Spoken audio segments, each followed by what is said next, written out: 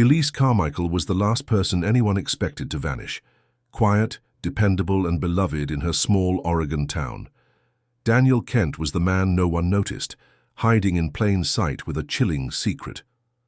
When their paths crossed, it set off one of the most disturbing true crime cases in modern history, one involving hidden rooms, years of surveillance, and a victim who would defy all odds just to survive.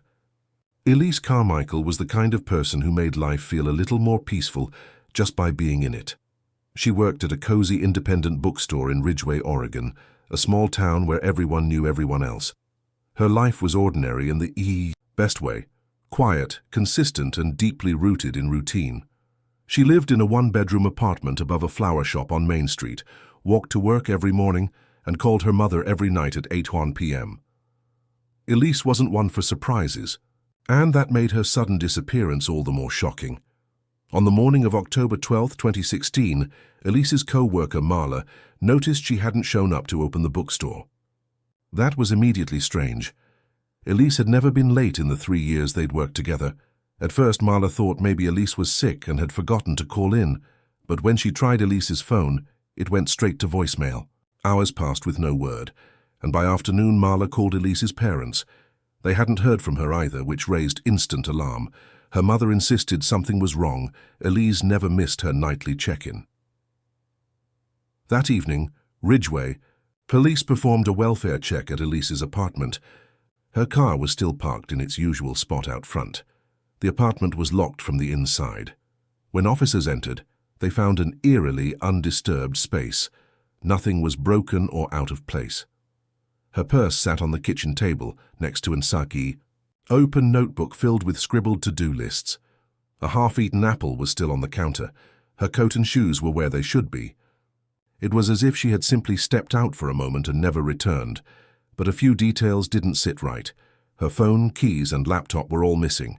So were her glasses, which she rarely left home without. One odd item stood out: a half-full wine glass placed on the windowsill in the living room. Elise wasn't known to drink. In fact, she avoided alcohol entirely. That glass hinted at something or someone else. Still, there were no signs of forced entry, no evidence of a struggle. The windows were locked from the inside, and the front door had been deadbolted. It made no sense. The next day, a search effort began.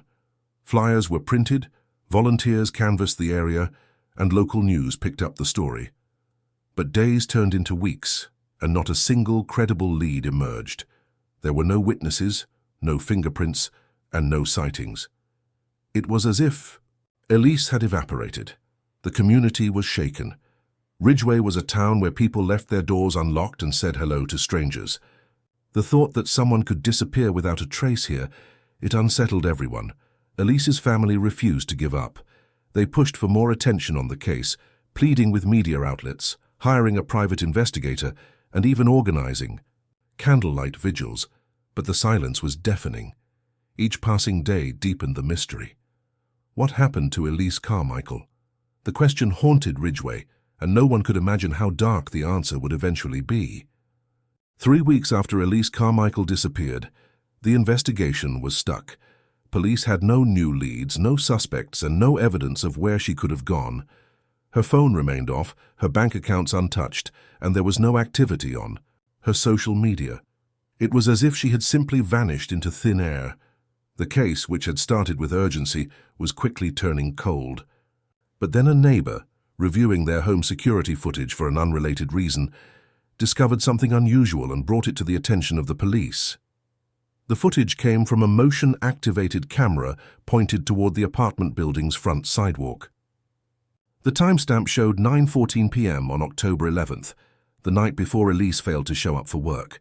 In the video, Elise could be seen walking alone, heading toward the entrance of her building. She was wearing a light jacket, carrying a tote bag, and appeared completely unaware of what was happening behind her. Roughly 20 seconds later, another figure came into frame. A man wearing a dark hooded sweatshirt and jeans was walking in the same direction. He kept a distance, never close enough to suggest interaction, but just near enough to follow her path. The most disturbing part wasn't that he was there, but how deliberate he looked. His head was slightly lowered, his hands in his pockets, and he never turned toward the camera. He didn't appear to be a passerby. He looked like someone who didn't want to be recognized. Investigators reviewed the footage over and over again, but the man's face was always in shadow. The resolution was too poor to make out any identifying features. There were no visible tattoos, no unique marks, no license plate nearby, nothing to help them figure out who he was. The video showed Elise entering the front door of her building at 9:16 p.m. Then, after a pause of just under 2 minutes, the man stopped at the same door. He didn't go inside. Instead, he lingered for about 10 seconds, then slowly walked out of frame. That detail, his hesitation at the door, raised immediate suspicion. Did he know her? Was he deciding whether to follow her? Was he watching to see if she was alone? None of it could be answered. But the most chilling part came from another camera across the street. At 12:47 a.m., nearly 3.5 hours later, the same man was captured again. This time, he was leaving the building, still alone, still with his hood up, still completely calm. There was no record of anyone else entering or exiting during that time. Elise's apartment showed no forced entry, no signs of struggle. So how had he gotten in? Did he have a key? Did she let him in willingly? The footage didn't answer those questions. It only deepened the mystery. The presence of the hooded man turned the case in a new direction. It confirmed that someone had been watching Elise, someone had followed her home, and someone had left hours later without leaving a single physical clue behind. It was the first real piece of the puzzle, and yet it raised far more questions than it answered. The image of the hooded man became central to the investigation, but without a face or a name, the police had little to go on.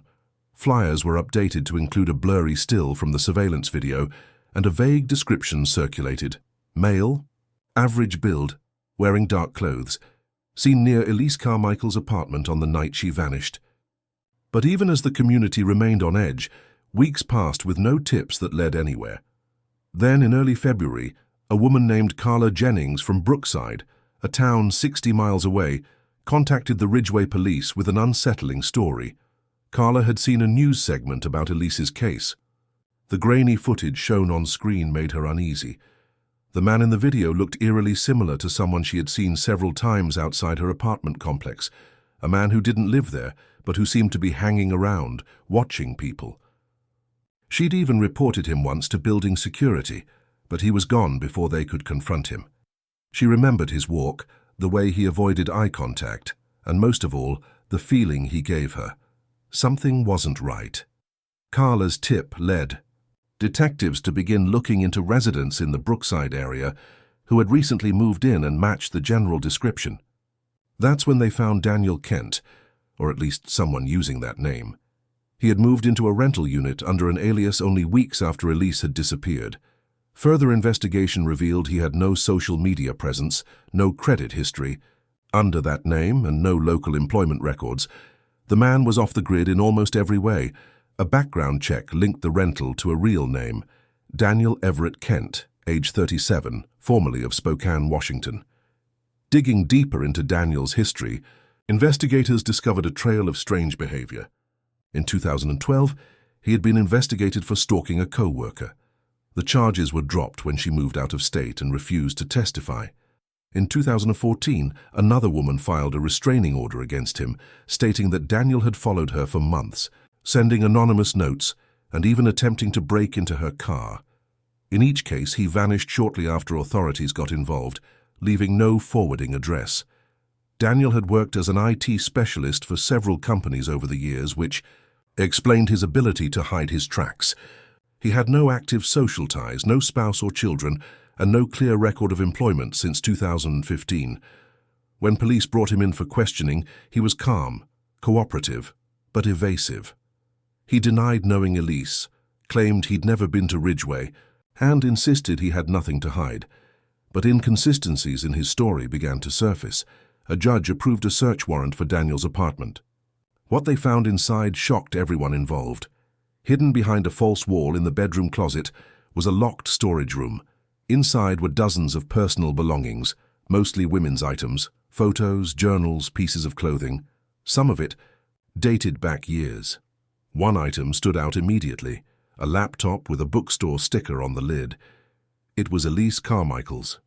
The discovery confirmed what detectives had begun to fear.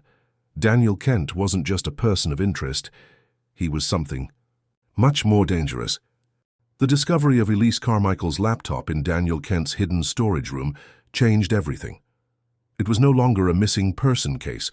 It was now a full-scale criminal investigation. The room was like a museum of obsession, meticulously organized with labeled boxes containing items that appeared to belong to different women. There were notebooks, hair accessories, scarves, even ticket stubs and receipts.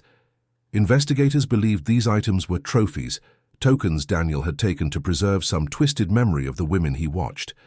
And Elise was not the only one, the key. Laptop was sent to digital forensics, but the hard drive had been wiped clean. Investigators weren't surprised.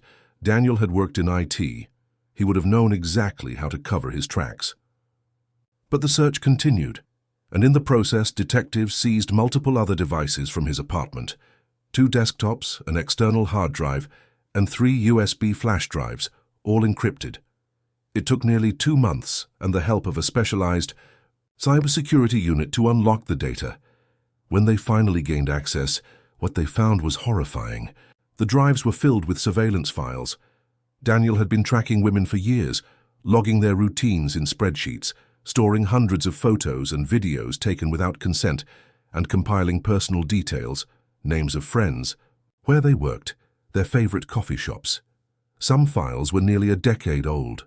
Among them was a folder labeled EC11, filled with data about Elise Carmichael. Her folder included a timeline of her daily routine, detailed down to the minute. Notes described where she liked to sit in the bookstore, what days she visited her parents, and even the exact hour she walked her trash to the alley bin. Investigators found timestamps of when her apartment lights turned on and off.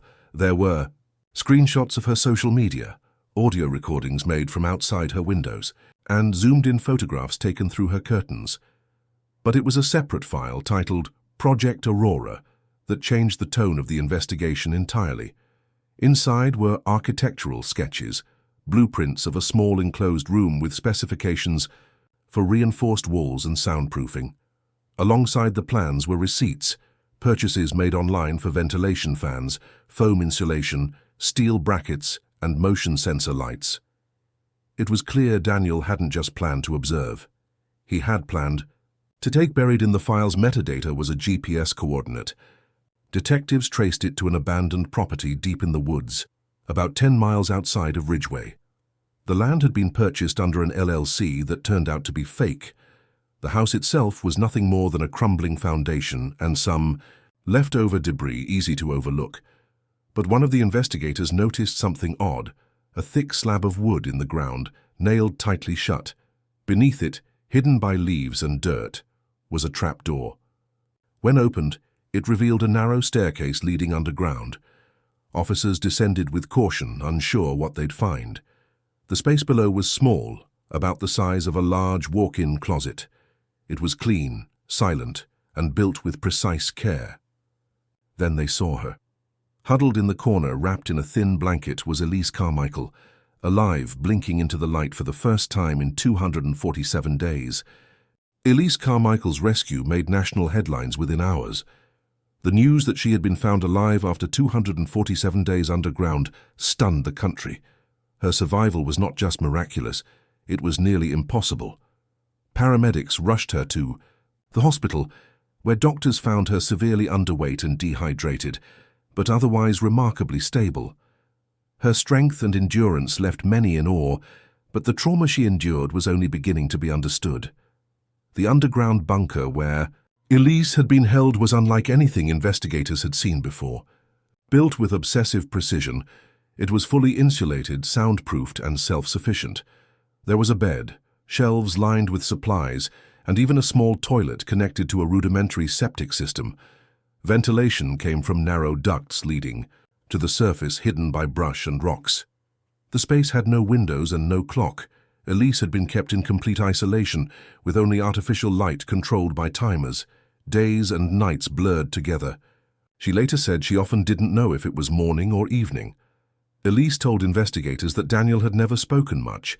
He brought her food once a day, often silently, and left no room for communication. She was allowed to shower once a week using a bucket system he set up. Her attempts to reason with him were ignored. He watched her through a mounted surveillance camera, his presence felt even when he wasn't in the room. He controlled her world completely. According to Elise, Daniel had begun manipulating her life long before the night she was taken. She noticed strange things in the weeks leading up to her disappearance, missed calls that never came through, a glitching laptop, and once a broken lock on her window that she assumed was from Ware. In reality, Daniel had been slowly infiltrating her routine. He had installed remote access software on her devices, jammed her phone signal, and staged minor issues to test her awareness. When he felt the time was right, he took her without struggle, without a sound, and without a single witness. Daniel Kent was arrested and charged with multiple counts, including kidnapping, unlawful imprisonment, and attempted murder. During the trial, prosecutors presented evidence not just of Elise's captivity, but also of the vast surveillance operation he had conducted on multiple women over the years. His digital records showed he had been planning similar abductions with at least 2 other projects in early stages. The court deemed him a predator with an obsessive compulsion for control. He was sentenced to life in prison without the possibility of parole. Elise's story didn't end in that bunker. With support from her family, therapists, and survivors of similar crimes, she slowly began to rebuild her life.